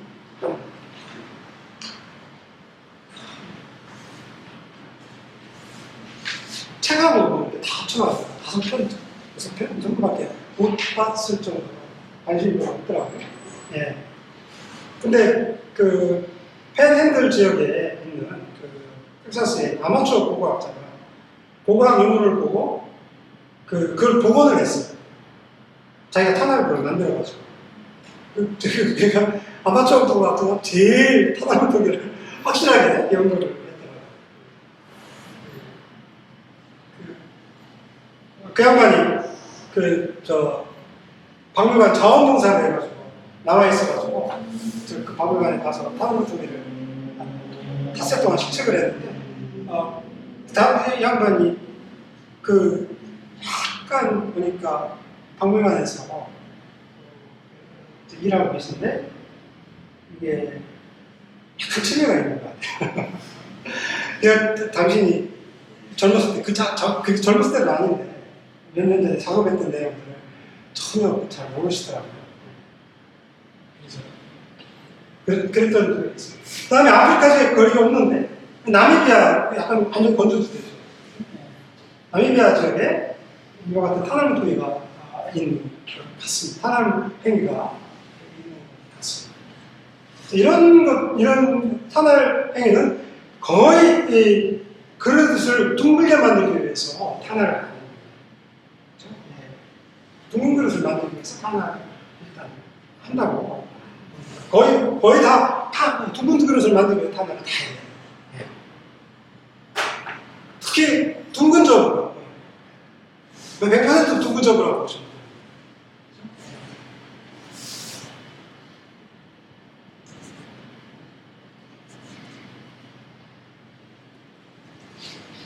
이런 것들이 바로 기술 유형이 아닐까 생각합니다. 제작 기술이라는 것은 빠르게 변할 수도 있고 정체될 수도 있습니다. 제작 기술이 변한다는 것에 대한 설명은 정말 다양하게 우리가 얘기를 할 수가 있습니다. 도기 제작 공정의 모든 부분들은 변할 수도 있고 그렇지 않을 수도 있습니다. 그릇의 어떤 세부 형태나 장식이 바뀌는 것은 상대적으로 간단할 수가 있습니다. 하지만 제작 기술이 제작 행위 요소들이 빠지고 다른 걸로 교체되고 제작 작업 연세가 다시 재구성되는 이런 것들은 좀 심각한 변화라고 볼 수가 있습니다. 쉽게 하기 어려운 변화입니다. 왜냐하면 수공업이라는 것은 철저하게 자기 몸을 기계로 만드는 것이기 때문에 그래서 기계적인 어떤 동작들을 체화하기 위해서는 상당한 기간이 필요하고 그것을 굳이 바꿀 필요가 없습니다. 그리고 전통사회에서 어떤 특별한 그릇을 만들려면 강력한 요구나 주문이 있고 자신이 할 수 있는 기술의 범위에서 대체할 수 있는 그 범위, 그 이상을 특별히 요구하지도 않습니다. 이런 점들이 제작 기술의 오래 전통을 유지하게끔 되게 할 수가 있는 것입니다. 그래서 대부분의 민족식 조사를 통해 보면 특히 서양 기법 같은 것들은 바꾸기 힘들어요. 그래서 가장 안정되고 정체된 기술로 얘기를 하고 있습니다. 그죠? 예, 그 원로 점토를 바꾸는 것은 상대적으로 좀 쉽습니다. 그죠? 예. 근데 그 바꾸는 이유가 있어야 되죠. 예. 예를 들어서 다른 어떤 제작 기술, 서양 기술이 바꾼다거나 아니면 특별한 소송 기술들이 적용돼야 할 때 바꿔줄 수가 있습니다. 예, 뭐 소송 기술도 잘 변하지 않는 그런 기술이라고 합니다. 사람들은 어떤 특별한 방식으로 장작을 쌓고 특별한 연료들이 타는 것, 이런 것들에 대한 오랜 경험이 축적되어 있습니다. 그리고 거기에 그러한 지식과 경험을 통해서 어떤 순간순간적으로 대처하고 조절을 한다고 합니다. 그런 것들이 이제 상세하게 민족조사를 통해서 이제 기술이 되어 있는데, 그런 측면은 연료를 쉽게 바꾸거나 연료를 바꾼다고 하다가 쌓는 법이라든가 이런 것들을 바꾸고 뭐 이렇게 하는 것들은 잘 보기 어려운 현상이라고 얘기를 합니다. 오늘 시간이 너무 네. 제가 그러면 아무리 얘기해도 가장 제작기술에서 중요한 부분이기 때문에 이 부분을 좀 자세하게 설명을 하고 있습니다. 강의 끝내고 뭐 질문은 다음 주에 받아도 되고요. 예. 점토가 그릇이 되는데 가장 중요한 성질은 점토는 물과 반응한다는 것이고 그 물과 반응해서 가소성을 갖는다. 그래서 그릇 제작이 가능했습니다. 두 번째는 이 점토는 말려가지고 가열을 하면 소멸된다. 그래서 그릇이 기능이 실현될 수 있는 특별한 질의 그릇이 토기가 됩니다. 그리고 이렇게 획득된 토기의 질은 가역 반응이 없어요. 안정되고 변하지 않는 물질입니다. 마치 흙이 새로운 암석이 생성되는 것과 같은 거라고 생각이 듭니다. 점토의 가소성은 수분과 반응에 의해서 생기는 현상입니다. 근데 아주 중요한 것은 점토가 물과 섞이면서 수분의 함량 정도에 따라서 일정하게 변해간다.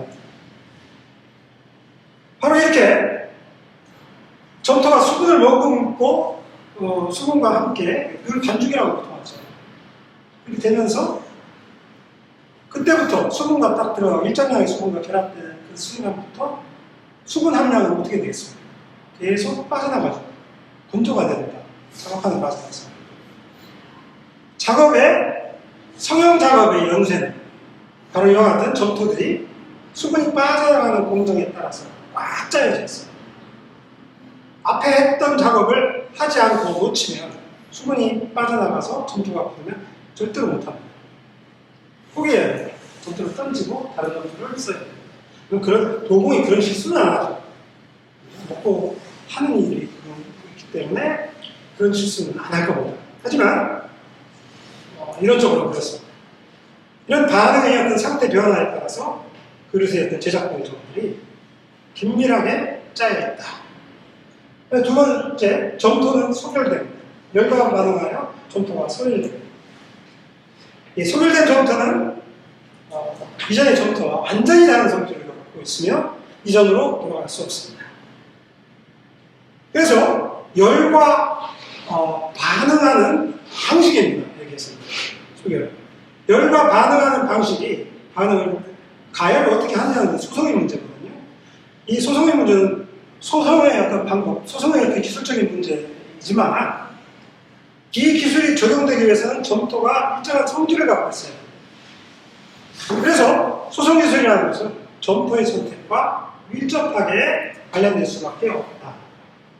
여러분들이 점토 안에 오래 하기가 이렇게 된 것은 이런 태토의 질을 갖고 뭐가 특히 뭐 기력의 두께라든가 그릇의 용도라든가 굉장히 긴밀하게 관련되어 있습니다. 그래서 그런 것들을 우리가 통계를 내고 그러면 아주 흥미로운 결과를 얻을 수가 있습니다. 그야말로 토기의 어떤 기능과 제작 기술과 제작의 작업 문제와 이런 것들을 제작 기술, 수송 기술, 점토 선택 지식 뭐 이런 것과 긴밀한 관계가 있다는 것을 알 수가 있습니다. 가소성과 소결의 이건 잘 넘어가겠습니다. 자, 그러면 순서에 따라서 수분 함량과 소량 공정과의 어떤 관계를 살펴보도록 하겠습니다. 여기 이걸 참 번역하기 어렵습니다. 저는 두 가지는 번역을 하는데, 그죠? 네. 수분 함량에 따라서 점토의 상태를 이렇게 표현을 합니다. 드라이, 이건 뭐 다 아시겠죠? 완전한 건조된 상태고요. 레드 하드라고 되어 있는데, 이거는 전 반건 상태라고 번역을 합니다. 좀 신나는 것 같은데요. 그 다음에 플라스틱 상태, 이게 바로 가소성 상태입니다. 그 다음에 슬러리, 이건 도저히 설명할 수 있어요. 슬랩은 또 그래요, 슬랩도. 이것도 참 번역하기가 어렵습니다. 점토 액도 아니죠. 점토 액이라고 하면 제일 비슷한데요. 그러니까 우리가 뭐 이렇게 설명하면 가장 쉽습니다. 예, 점토를 물에다 풀면 콜로이드 상태라고 하면 정확한 의미에서 콜로이드 상태가 되는 점토는 잘 없습니다. 하지만 콜로이드 상태처럼 이렇게 있죠. 풀어져 있는 거죠. 여기에서 이제 수분이 빠져나가면 휘 젖어주는 액체이기 때문에 휘 젖어지죠. 그런데 이게 휘 젖어 지다가 이게 뻑뻑해가지고 젖어지지 않는 상태가 있습니다. 하지만 꼽으면 푹푹 들어가죠. 네. 자, 슬립과 슬러리는 바로 이렇게 휘 젖어진 액체 상태를 슬립이라고 하거든요. 슬러리는 이렇게 탁 던져 한 줌을 이렇게 떠가지고 이렇게 탁 던지면 팍 터집니다. 그렇죠? 네. 그런 것들이 슬러리 상태. 자, 그러다가 그야말로 이렇게 좀 더 또 수분이 빠져나가는 플라스틱 상태라는 거죠. 바로 전형적인 플라스틱 상태, 이런 상태입니다. 그렇게 해가지고 탁 이렇게 얹어놨다. 점토덩어리를 얹어놨다. 그러면 이렇게 손바닥으로 밀어봅니다. 손바닥으로 밀으면 이렇게 밀려가지고 이렇게 손바닥 닿는 부분이 평평하게 되겠죠? 딱 그 상태로 있는 겁니다. 자, 그게야말로 플라스틱 상태. 그 다음에 레드 하드라는 것은 안 밀리는 상태입니다. 아무리 밀려도. 깎아내고, 깎을 수도 있고, 선을 그을 수도 있고, 구멍을 뚫을 수도 있지만, 쉽게 밀리지 않는, 다음에 뻑뻑한 상태죠. 그 다음에 전혀 미동도 반환하고, 이렇게 세게 치면 툭 깨지는 것이 건조한 상태죠. 이렇게 점토가 압력과 반응을 해서 하기 때문에 어차피 톡이라는 것은 두 손 사이의 압력에 의해서 만들어져요. 다른 도구를 쓰기도 하지만 그래서 각 단계에서 하는 작업들이 다를 수밖에 없어요. 네, 다를 수밖에 없어요. 그래서 톡의 제작 기술이라는 것은 결국은 점토가 빨리 건조되어가는 그런 지역, 건조한 지역에 그렇죠? 네, 온도도 높고 건조한 지역에 이런 데서라면 점토를 가지고서 오래 작업합니다. 정말. 근데 예를 들어서 뭐 비가 많이 오는 장마철에 축축한 골방이라면 뭐 점토를 그냥 그래서 대부분의 공간에서 점토를 특별한 방식으로 보관합니다. 비닐에 싸놓기도 하고 그 위에다 다시 뭐 이렇게 천을 덮기도 하고 여러 가지 방식으로 이렇게 톡 들어가 보관을 합니다. 과거에는 요즘에는 뭐 다 도예가들이 토기를 만들죠. 도예가들은 요즘 뭐 도예가들 거의 점토를 다 삽니다. 공업적으로 채취를 해가지고 하는데 아직도 자기가 아직도 그 점토 나는 데가 흙을 캐보는 그런 사람들이 많죠. 그런 사람들 이제 가공해서 이렇게 만들어 놓은 점토를 보관하는 그런 방식이 있습니다. 그래서 토기의 소형 기술이라는 것은 점토의 가소성을 활용하는 거죠. 그렇죠? 네. 소형 과정은 가소성이 있는 상태에서만 제작이 됩니다. 그 가소성이라는 것은 뭐냐면 압력을 가하면 그 방향으로 쉽게 밀려나가고 하지만 다시 복구가 안 되는 거예요. 슬러리 상태는 척파덕하고 점토 덩이를 놨으면 밀면은 밀린 자국이 그대로 남아있는 것이 아니라 다시 복구가 됩니다. 그렇죠? 네. 바로 그 슬러리 상태에서 도저히 토기 작업을 못해요. 왜냐하면 다시 돌아오는 거예요. 그렇죠? 네. 그래서 그 다른 물품의 생산과는 다르게 토기 제작이라는 것은 두 손을 이용해서 원료에 시속 압력을 가하는 방식으로 한다. 그러니까 토기 성형 작업이라는 것은 다른 물품의 제작과 크게 다른 점은 뭐냐? 두 손을 이용해서 시속 원료에 압력을 가하는 작업이다. 이렇게 이해하시면 되고, 그래서 소형의 모든 동작은 가소성이 남아있을 때 완료해야 된다. 완료해야 된다. 가소성을 잃어버리는 상태에서는 아무리 노력을 해도 안 된다. 그렇죠? 네, 그래서 바로 소형 작업의 핵심, 압력을 행사하는 요소가 요 단계는 바로 이 가속성 단계, 플라스틱 상태에서 작업을 완료해야 합니다. 그리고 나머지 자르기, 깎기, 긁기, 탄압, 문양 이런 것들은 조금 여유 있게 해도 됩니다. 안건 상태에 할 수 있습니다. 하지만 그릇을 변형시키는 긁기나 깎기, 자르기도 레드 하드 단계에 끝내버려야지 안 돼요.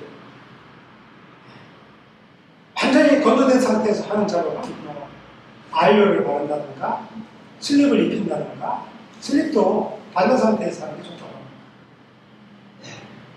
그래서 반전 상태가 지나면 더 이상 소형과 관련해서 도공이 할 수 있는 일은 없습니다. 이 슬립과 슬러리는 아까 제가 설명을 했기 때문에 아마 이해가 됐을 거예요. 이게 바로 슬러리 상태입니다.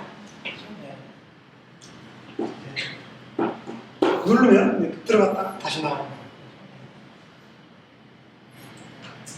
근데 사실은 이 상태에서도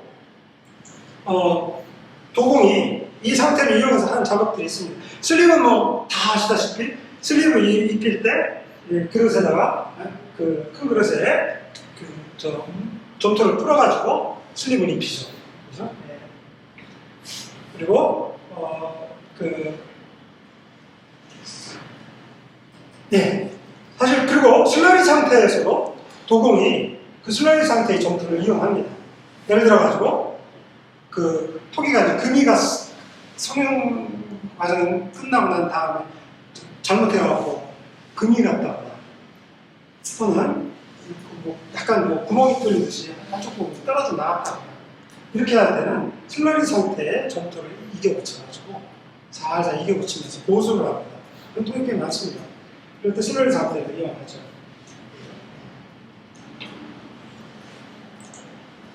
다음에 가소성을 가진 상태. 가소성은 이렇게 정의됩니다. 비스코스 리퀴드 상태에서 솔리드 상태. 한쪽은 그러니까 액체에서 고체 사이인데 플라스틱이랑 가소성이랑 그 리퀴드가 그러니까 끈적끈적한 리퀴드 상태에서 솔리드 상태, 중간 상태. 그때를 가소성이라고 하고. 그래서 이 상태에서 압력을 가하면 변형 압력을 제거해도 변화된 형태를 유지한다. 이게 이제 정의입니다. 그래서 물적인 특성에 따라서 정의가 되는 개념입니다. 물적인 특성에 따라서 정의가 되는 개념. 근데 여기에 이거는 그 오웬 리가 만들어낸 개념인데 워커빌리티라는 개념을 이 사람이 만들었습니다. 이거는 가소성이라는 것은 물적인 상태를 지칭하는 거예요.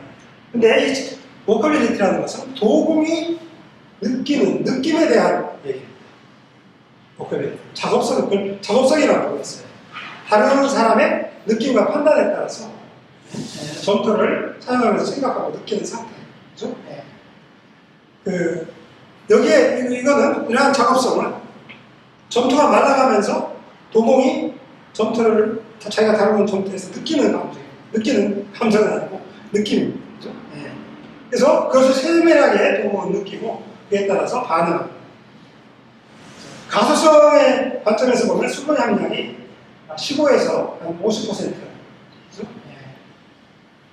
근데 토기 성형 단계의 그 수분 함량은 대체로 한 20에서 35%라고 얘기가 하고 있습니다.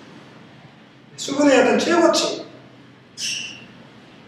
어떤 최고치는 가소성을 갖고 있기는 하지만 가소성을 이용해서 점토를 쌓아 올렸을 때 높이 쌓아 올리면 무게를 감당하지 못해서 주저앉습니다. 이런 것들이죠. 초기 단계에 수분이 많은 상태에서의 점토의 문제점이죠. 이 문제들을 도공은 무조건 해결해야 됩니다. 그래야 큰 소리를 만들 수 있습니다. 말려가면서 하는 거라. 그 다음에 수분의 최저치. 그걸 갖다가 딱딱하게 굳은 상태라고 볼 수 있는데 더 이상 작업이 어려운 상태. 반응 상태는 압력을 가하거나 쥐거나 틀어도 형태의 변화가 거의 없습니다. 2단계에 도달해서 하지만 2단계에 도달하는 중요한 작업들이 상당히 많습니다. 그렇죠? 아까 제가 얘기했던 그런 것들이죠. 그 다음에 자, 그럼 성형 기술 세 가지를 가지고 성형 기술은 뭐 다음 시간에 얘기하겠습니다. 크게 세 가지로 크게 봐요. 뭐 음내기 사실 이렇게 토기 만드는 사람들 많지는 않습니다. 그 다음에 테스쌓기, 판쌓기, 그 다음에 물레질 이렇게 나오죠. 이건 테 쌓는 방법이고요. 이렇게 점토 끈을 만들어서 테를 쌓는 방법이고 이거는 이제 인도의 손으로 물레질하는 거죠. 이거는 핀치, 그러니까 음내기가 아주 특이하게 이렇게 서부 아프리카 지역에서 이렇게 둥근 곡면을 페이토기에 아니면 사용하는 그릇에 둥근 곡면을 이용해서 이렇게 밀어내서 이렇게 위를 만들고 위에를 또 따로 이렇게 해서 두 개를 붙여가지고 둥그런 그릇을 만드는 그런 기술입니다. 아주 폭넓게 아주 있습니다. 그렇죠? 이건 온기를 만드는 기술인데 판쌓기를 해가지고 기력을 쌓아오는 거죠. 아무튼 이런 경우에 이 건조의 진행과 이 세 가지 작업 공정에서 세 가지의 성형 공정에서 어떤 기술들이 적용되는 원리가 있는가. 음내기의 경우에 점성이 많은 상태에서 성형을 하고 대체로 약간 굳어지면 깎거나 마연해가지고 완성을 합니다. 그 다음에 테스쌓기의 경우에는 점성이 있는 상태에서 빚을 경우에 낮은 그릇, 그러니까 높이가 낮은 그릇은 문제가 별로 없습니다. 하지만 그런 높이가 높을수록 쌓아 올릴 때 무슨 문제들이 생기기 때문에 반드시 해결해야 돼요. 그래서 가장 대표적인 것이 기력의 두께에 따라서 마르는 속도가 달라지는데 그 기력의 두께에 따라서 밑부터 말려가면서 쌓아올리는 방식도 있고 두 개를 그러니까 이 방향에서 윗부분을 이렇게 만들면 나중에 가운데 부분이 되는 아래쪽으로 수분이 내려가지 않습니까? 위부터 만들어 놓으면 위부터 만들거든요. 그러니까 그렇게 윗부분을 만들어 놓고 그다음에 한 번 만들 때 여러 개 만들죠. 그다음에 아랫부분을 이렇게 만들어 올려가지고 그것도 역시 아랫부분 뒤집어서 만들어요. 그러면 수분이 아래로 내려가요. 그래서 여러 개 이렇게 만들어 놓고 있다가 나중에 붙일 때 한복 이렇게 다 붙여가지고 이렇게 하는 방법이라든가 이런 것들이 있죠. 필살기이기 때문에 기술적인 문제를 이제 해결하는. 이건 적극적하게 높은 그릇을 만들 때 주저앉기 때문에 생기는 현상입니다. 네. 다음에 물레질과 같은 것들도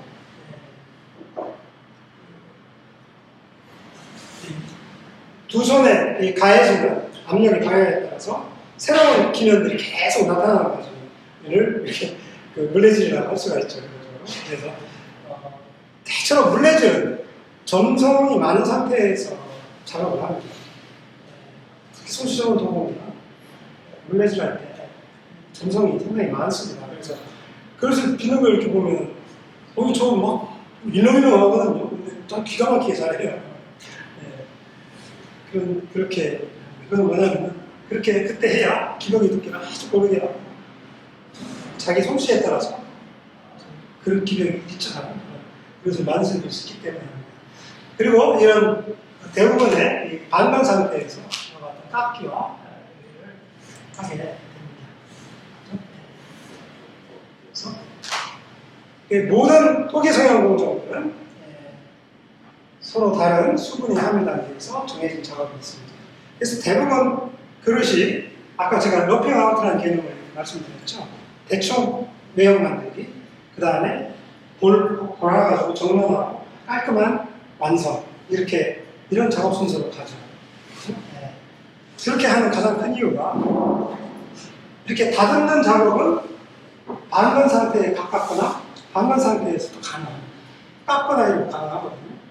하지만 물레질이나 이런 건 반건 상태에서 생각도 할 수 없습니다.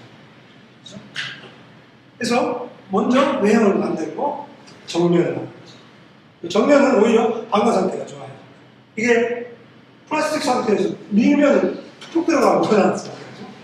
그렇게 제작 공정이 조정이 된다는 것입니다.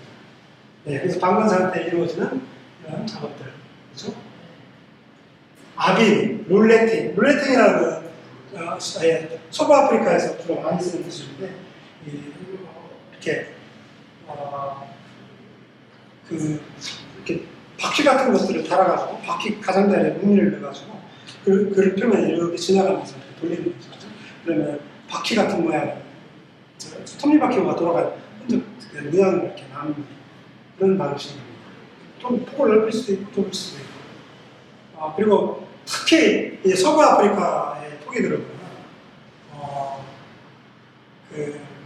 딱 보면 외형을 보면 다른 나라 박물관에서 이렇게 보면 이렇게 타나무통이라고 깜짝 놀랐는데 근데 사실 그게 아니고 타나무통이가 아니고 이게 돌돌 많은 심은 도구가 있어요. 그걸 이렇게 굴려 속에 보면 만들면 그 바퀴처럼 지나간 자국이 승무탄환처럼 보여요. 얼핏 보면 그런 수가 있습니다. 어쨌든 그런 것도 룰레팅하고 비슷한 그런 것인데 아무튼 그런 작업들이라든가 슬립이 피기 작업과 같은 것들도 대부분 반건 상태에서 이루어집니다. 그 다음에 정면이나 장식, 그림 이런 것들은 다 반건 상태에서 이루어집니다. 가소성 반건 상태 중에서도 특히 채색과 같은 것들은 반건 상태의 좀 뒷부분 많이 굳었을 상태, 건조 상태에서 한다고 알려져 있습니다. 그래야 물감들이 아주 빠르게 잘 흡수가 되고 손이 깔끔하다고 얘기를 하고 있습니다. 완전히 거의 완전 상태에서 그림을 그리고 있습니다. 치유에도 적합한 단계가 있다고 합니다. 치유할 때 초벌 부위에서 치유까지 하지 않습니다. 근데 이거를 완전 상태에서 보통 치유를 많이 합니다. 그런데 치유하는 것 중에 의학 중에 점토를 풀어서 하는 것이 있습니다. 이 경우는 좀 달라요. 그렇죠? 그래서 완전한 상태에서는 클레이가 이렇게 점토가 많이 섞여 있는 그런 의학의 경우는 안건 상태에서 하고, 그 다음에 초벌부위에서 바싹 마른 상태, 더 마른 상태에서 하면 10% 정도의 플레이가 좋다. 그러니까 유야 CU는 대체로 바싹 마른 상태에서 하는데 완전 초벌부위까지 하는 것은 보통 점토가 덜 섞인 것을 사용할 때 이렇게 나옵니다.